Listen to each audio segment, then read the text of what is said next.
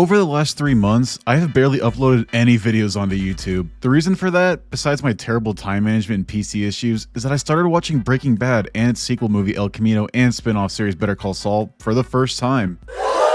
Alright. I know I'm extremely late to the party on this one, but I have a good reason for that. See, I would have watched Breaking Bad much sooner, except for one reason. I have this friend, and for privacy reasons, let's call him Gene. So for years, Gene always told me to watch Breaking Bad, which made me want to watch it way less. See, any real alpha male like me knows that lions don't concern themselves with the opinions of sheep, and the last thing any guy like me who definitely doesn't have an ego problem wants to deal with is their friend telling them, I told you so. But earlier this year, in mid-January, I was mindlessly scrolling on Netflix when I started playing eye tag with one of the most critically acclaimed shows of all time, Breaking Bad. My thumb was moving towards the play button. I didn't want to do it. I didn't want to prove my friend right. I couldn't give in. I hit play and started watching, and something strange happened. After I watched the pilot, I texted this to my friend. As the credits rolled on the pilot for Breaking Bad, I found myself standing up in front of my couch, clapping. I looked down at my hands. I could not control them. This was not a premeditated act, but rather a force of nature, a chemical reaction, if you will, to the masterpiece of television that I just experienced. Even though the pilot was only about 58 minutes long, it might have been the best 58 minutes of my entire life. Every second on screen transcended into another with a beautiful flow only comparable to birds humming in the morning. I don't know if I'm a changed man after watching. I don't know if I'll ever be the same Jace again, but I know I may never be the same man eternally as I was before I hit play on Breaking Bad. I'm only one episode in, but I already know the next weeks or perhaps months of my life will be dedicated to not watching, but experiencing Breaking Bad.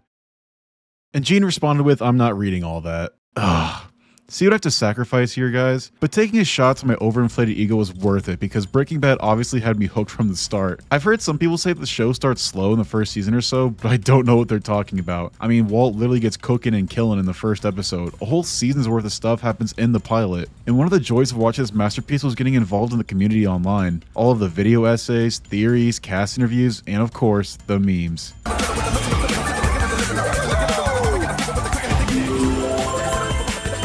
Somehow a show about a guy with cancer who cooks meth has been associated with Minecraft and Mario Kart. Bravo, Vince. But anyway, there's one thing about this show that I didn't think lived up to the quality and standard for the rest of the series, and it's something I've seen nobody talk about really. Let me take you back to Season 2. Many of the cold opens of Season 2 started in black and white with no Cinnabon in sight as we focused on a teddy bear missing an eye floating in a pool. But as the season went on, the details became more and more apparent about the sinister events that were coming soon. This teddy bear was at Walt's house. We see what looks like Walt's glasses going into an evidence bag. Walt's car's glass has been smashed, and there's even body bags outside. This had my mind racing. This had to mean that a character we already knew, potentially Skyler or Walt Jr., could possibly find out about Walt's identity and be killed for it. The possibilities were endless. I was on the edge of my seat trying to predict who was gonna— it was just leading up to a pretty random plane crash in the sky. Those body bags are just nameless victims. Alright. Now obviously, there's more to it than that. Walter was inadvertently responsible for the deaths of 167 people on board these flights thanks to his shenanigans related to Jane and her father. And a big part of Season 3 is seeing Walt's reaction to this tragedy, where, like a true Sigma, he acts nonchalant about it in front of a school full of traumatized teenagers, and he also tries to use this tragedy to get out of a routine stop with a cop. I told you that my house was in the debris field. You have the remotest inkling of what that means. Sir, calm down. Hellfire rained down on my house. I need you to step back. I need you to about 2 seconds to stand down. Oh, are you gonna pepper spray? That is just perfect. Pepper spray the man who's expressing his opinion under the First Amendment.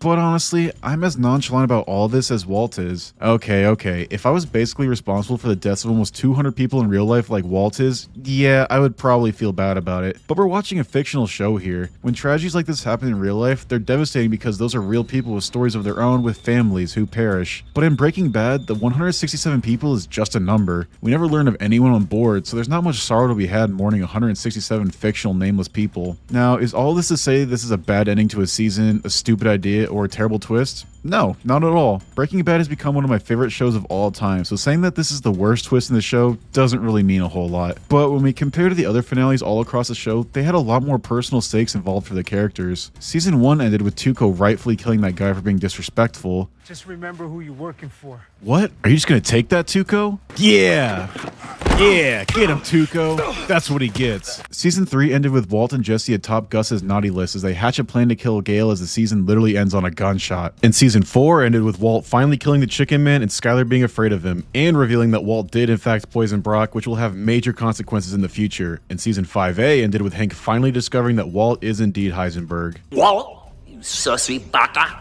All of these cliffhanging finales are great because they establish personal stakes for the characters we've grown to know and care about. But season 2 spent all this time building up to life-changing consequences for Walt's actions, but it actually just ends on a random plane crash, which made me feel a little cheated and less excited about the upcoming season compared to all the other finales where I hit play on the next episode before Vince Gilligan's name could even leave the screen. So in summary, I don't think this was a bad twist by any means, and it reveals a lot about Walt's character and his response to the crash, but compared to the masterful cliffhangers from the rest of the show, I thought season 2's ending didn't really compare in quality. But anyway, what did you think of this twist? Do you agree that it's Breaking Bad's weakest, or do you think I'm a complete idiot? Let me know in the comments below, and let me know if you want to see more Breaking Bad and Better Call Saul videos in the future. That is all for today. Thank you for watching, and I hope you have a great rest of your day.